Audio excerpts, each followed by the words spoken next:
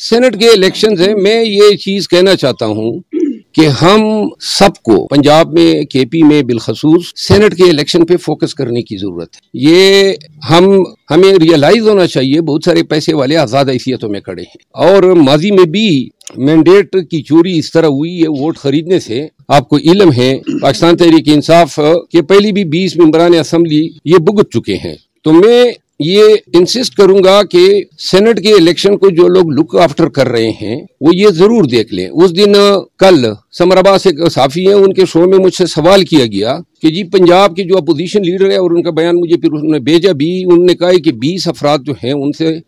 Forward block بنانے کی تیاریاں ہو رہی ہیں، جس پر میں نے کہا کہ کچھ ہم سے پہلے بھی انہوں نے توڑے تھے پی ایم ایل این نے، جو پہلے نعرہ لگاتی تھی کہ ووٹ کو عزت دو۔ لیکن آج میری پنجاب کی قیادت سے بات ہوئی اور انہوں نے کہا کہ جی الحمدللہ ہمارے ایم پی ایز متحد ہیں، اور وہ جو پہلے جو ریومر یا میں گوئیاں تھی ان کا شاید ازالہ ہو گیا ہے۔ تو اللہ کرے کہ پنجاب میں اور کے پی میں جو ہمارے ٹارگٹس ہیں، کم از کم 2 سینیٹر پنجاب میں اور 5 جنرل میں، 2 خواتین میں، 2 ٹیکنوکریٹس میں، 9 سیٹیں جو ہیں ہمیں کے پی سے ملنی چاہیے۔ مینڈیٹ کی ریکوری کے لیے ہم نے ایک پلان مرتب کیا ہے ایجیٹیشن کا، ڈیمانسٹریشنز کا، اور پہلے مرحلے پہ 30 مارچ کو اسلام آباد میں ایک عظیم الشان جلسہ ہونے جا رہا ہے، جس کے لیے ہم نے حکام کو درخواست بھی دی، اور ہمارا میٹر اب ہائی کورٹ میں دوبارہ جا رہا ہے، اور انشاءاللہ منگل بدھ تک یہ فیصلہ ہو جائے گا انشاءاللہ۔ ہمیں کبھی یقین ہے بنیادی حق ہے آرٹیکل 16 آئین پاکستان کے تحت، آرٹیکل 17 آئین پاکستان کے تحت، اور آرٹیکل 4 کے تحت کہ عوام جو ہیں وہ جس سیاسی پارٹی سے وابستہ ہو، اگر وہ پارٹی کوئی احتجاج کی کال دیتی ہے تو احتجاج کر۔ سب سے بڑی ہماری اولین ترجیح ہے خان صاحب کی رہائی کی، اور خان صاحب سیاسی کیسز میں محبوس ہے، یہ سیاسی کیسز کے طفیل ہیں، اور خان کی گرفتاری اتنی طوالت اختیار نہ کرتی اگر ہمارے عدالتیں جو ہیں وہ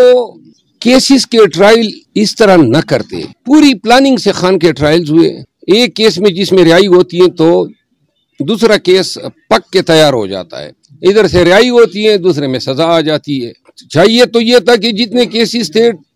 ٹرائل سب کی اکٹھے ہوتی، اور جو بھی ہونا تھا تاکہ ہم یکمشت جاتے اور ان فیصلوں کو چیلنج کرتے۔ ابھی 4 کیسز میں خان صاحب کو سزا یابی ہوئی ہیں، اور جس صورت کے ساتھ اور بوڑھنے انداز میں ٹرائل کر کے جج صاحبان نے یہ ٹارگٹ کروا کے دیا، اس کا فائدہ میں اپیل میں یہ ہوا کہ جو بنیادی نظام انصاف کی ضروریات ہیں وہ ان ٹرائل میں پوری نہیں ہوئی، یعنی کہ دفاع کا حق جو ہے جرا کا وہ لیا گیا، اپنی مرضی کے وکیل کا حق لیا گیا، ہمارے وکلاء کو نکال کے جج صاحبان نے اپنے مرضی کے وکلاء جو ہیں وہ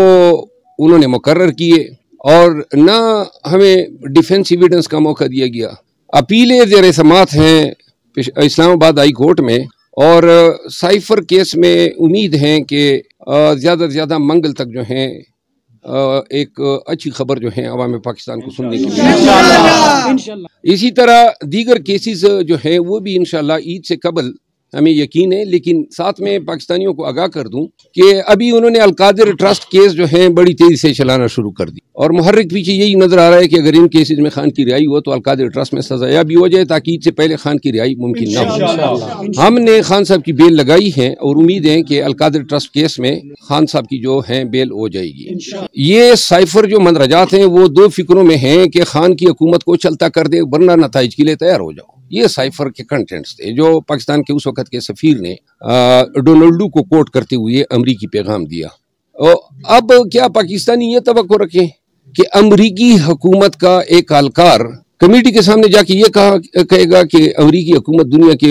مختلف حصوں میں حکومتیں جو ہیں وہ اس طرح تبدیل کرواتے ہیں یا اقتدار سے لوگوں کو محروم کرتے ہیں؟ قطعاً یہ ممکن ہی نہیں تھا، اس نے جھوٹ ہی بولنا تھا بائی ڈیفالٹ۔ اور ہمیشہ سے یہ امریکہ کو تو چھوڑے، پاکستان میں بھی اگر کسی سرکاری یہ ریٹرننگ آفیسرز کو بلائیں جنہوں نے ہمارا مینڈیٹ چوری کیا ہے، یہ عدالت میں کھڑے ہو کہ انہوں نے الیکشن کمیشن میں جتنے ریٹرننگ آفیسر آئے سب نے جھوٹ بولا کہ جی فارم 47 جو ہیں وہ جینوئن نہیں ہے۔ تو لہٰذا یہ ہر حکومت کے جو اہلکار ہوتے ہیں وہ اپنی حکومتی اقدامات کو ڈیفینڈ کرتے ہیں، اور اس کے لیے انہیں اگر جھوٹ بولنا پڑتا ہے تو یہ بلا دریغ بولتے ہیں۔